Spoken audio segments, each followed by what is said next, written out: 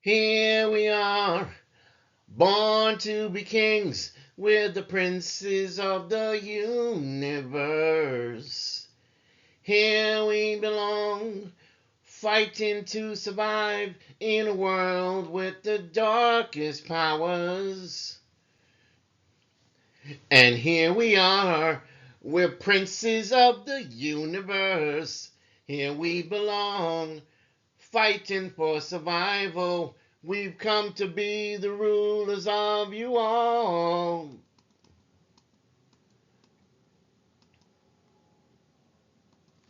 I am immortal. I have inside me blood of kings. Yeah, I take no rival.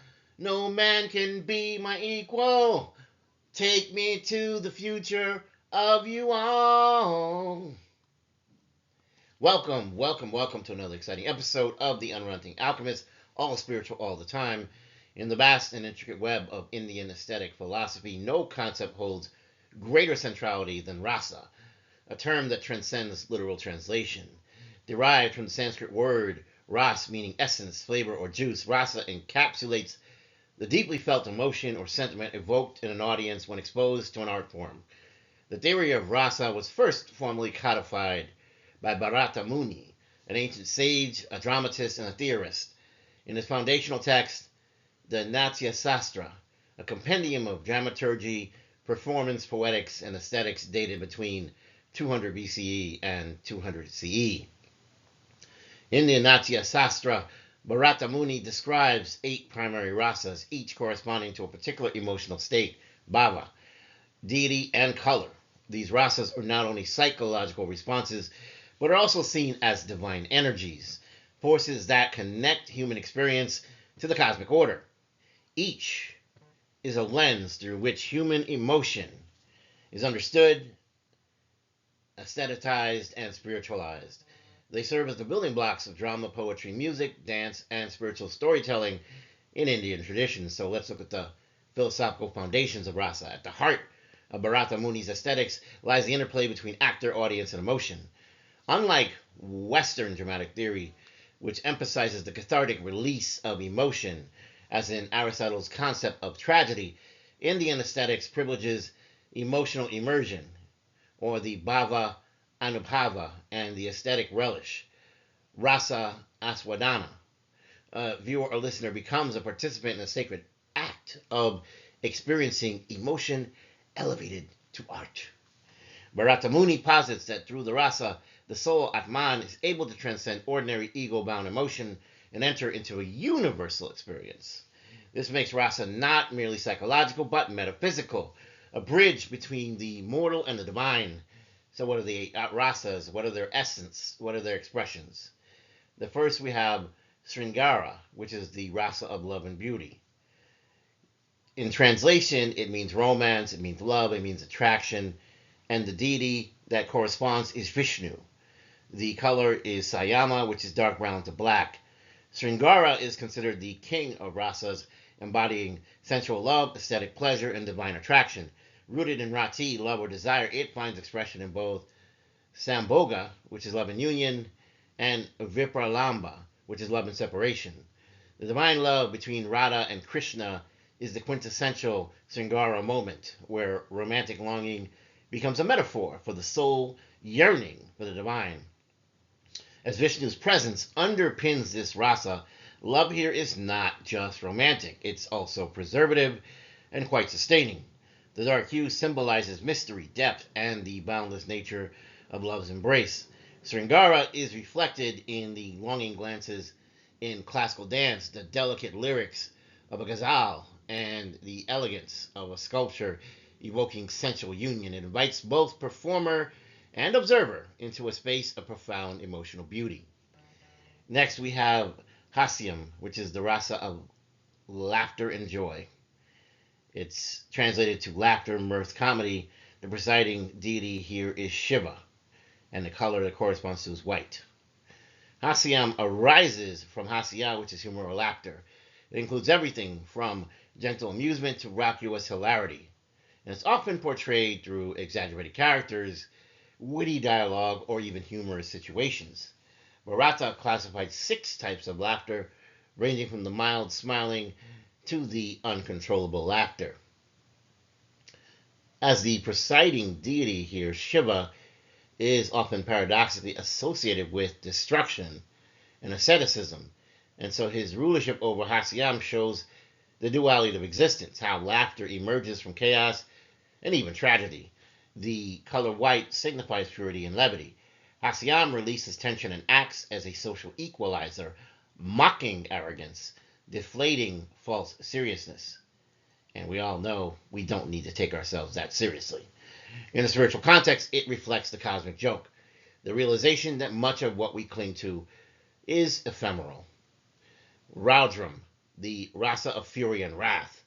This translates to anger, rage, and fury, and the presiding deity is Rudra. The color is red. Raudram is the rasa of ferocious emotion, violence, vengeance, and righteous indignation. It originates from Krodha, which is anger. In drama and dance, it is expressed through powerful gestures, intense facial expressions, and even rapid movement. Warriors who are preparing for battle, gods vanquishing demons, lovers betrayed, are all domains of Raudram.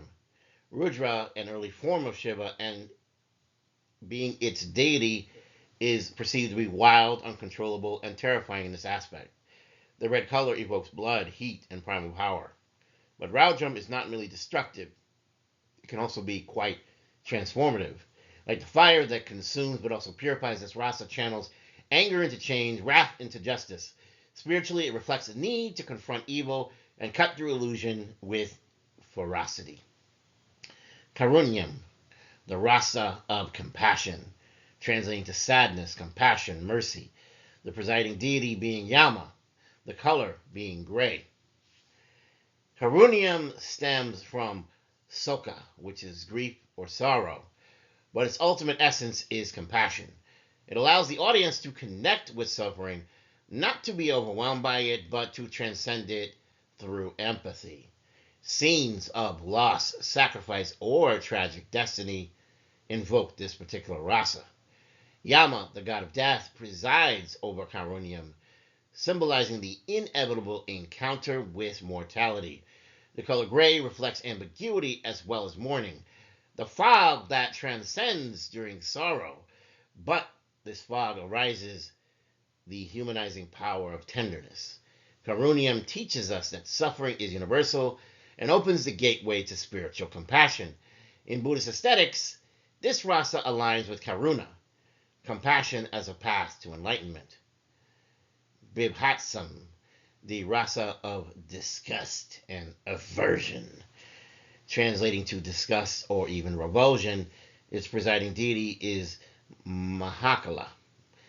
The color is blue, and Bibhatsam is born from Jugupsa, disgust or aversion. It is the reaction to ugliness, the moral corruption, the defilement, depictions of decaying bodies, the portrayal, or even moral depravity in theater and art evoke this particular rasa. Its deity, Mahakala, a fierce form of Shiva, governs time and destruction, stripping all away from illusion and artifice. The blue hue symbolizes poison, shadow, and the void. Bibhatsam compels us to confront the unpleasant truths of life, corruption, decay, suffering, and reject what is base or impure. In some tantric traditions, embracing this rasa is a path to detachment and clarity, recognizing the impermanence and fallibility of all that is of this world. Bhayankam, right, which is the rasa of terror and dread, this translates to horror or fear, and the presiding deity is Kala, which is also a deity of time and death.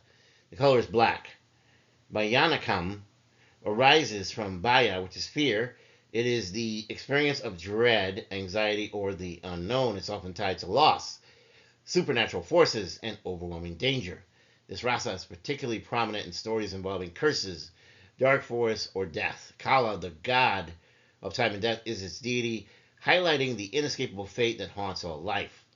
The color black signifies the void, the night, and the fear of the unknown. The artistic representations, Bhayanakam, does not simply scare, it exposes our deepest vulnerability. Spiritually, it may represent the ego's fear of complete annihilation, prompting surrender to the divine.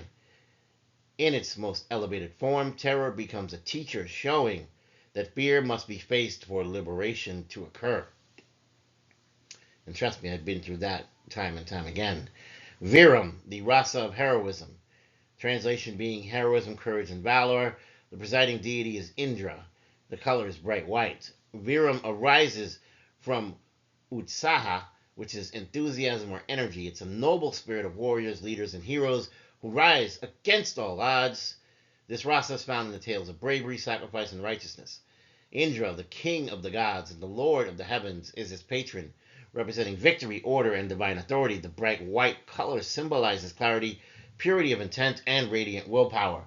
Viram elevates the human spirit, inspiring courage in the face of fear and commitment to dharma, which is cosmic duty. In spiritual terms, it is the strength to walk the path of truth, no matter how treacherous. You can talk the talk, but can you walk the walk? Abhutam, which is the rasa of wonder and marvel. Its translation is wonder or amazement. The presiding deity is Brahma. The color is yellow. Abhutam stems from Vismaya, which is astonishment. It encompasses awe, curiosity, and childlike fascination with the mysterious. It is evoked through magical events, cosmic spectacles, and even profound revelations. Its deity, Brahma, the creator, symbolizes infinite possibilities as well as divine order. The color yellow represents illumination, curiosity, and sacred light. Adbhutam is something that transports the viewer into realms beyond comprehension, inspiring spiritual exploration. And in many traditions, wonder is the beginning of wisdom. And this rasa affirms that life's mysteries are sacred invitations to ultimate transcendence. Pairs and interconnectedness of the rasas also are a thing. Bharata Muni observed that many rasas exist in complementary pairs.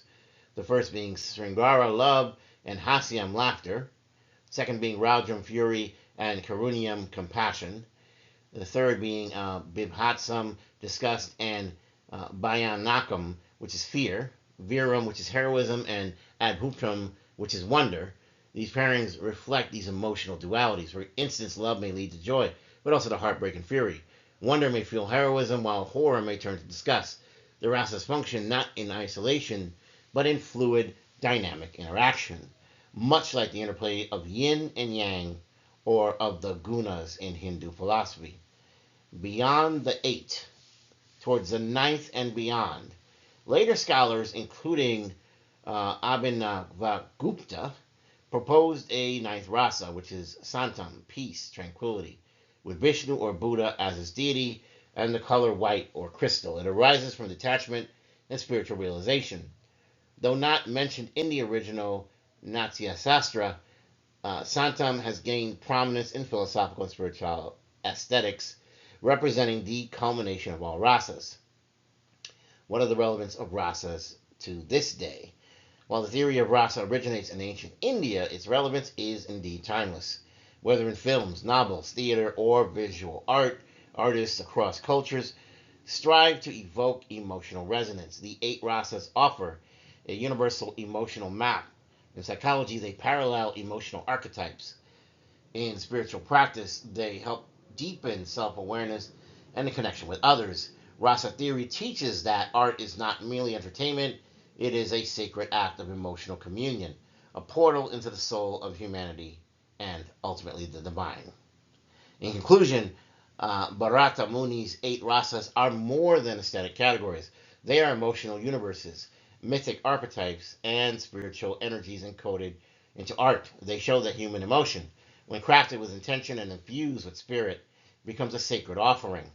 As viewers, when we taste these rasas, we are not merely watching or listening, we are participating in a cosmic dance of feeling and transformation. Whether through love or terror, wonder or disgust, rasa opens the heart and expands consciousness itself. In the end, the experience of rasa is a reminder to us all that life, in all its emotional complexity, is indeed beautiful. It's sacred, and it's all deeply interconnected. You are blessed. You are chosen. You are powerful. Walk forward knowing that heaven is behind you. An army of angels are beside you, and your ancestors support you. Thank you for joining me in this sacred hour. This has been another exciting episode of The Unrelenting Alchemist. Until next time, my collective, walk wisely, walk bravely, and when the dark calls, answer not with fear, but with fire and light. Thank you.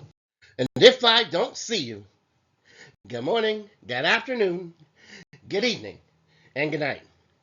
Please don't forget to like, share, and subscribe. I love you.